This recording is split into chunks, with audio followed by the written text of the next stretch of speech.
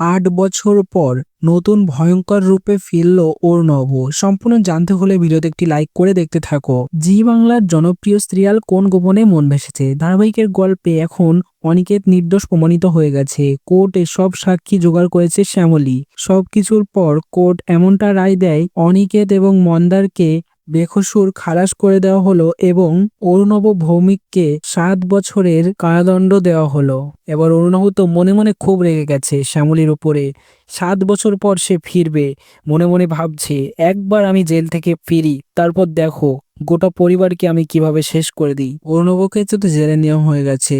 তারপর 7 বছর কেটে যাবে, গল্পের মোড় ঘুরে যাবে, অরুণভর চেহারা বদলে যাবে, আবার ফিরবে নতুন রূপে অরুণভ এবং এবার জোড়াবাড়ির গোটা পরিবারকে শেষ করে দিতে হাজির হবে অরুণভ নতুন রূপে, এবং সেটা হবে খুব ভয়ঙ্কর রূপ।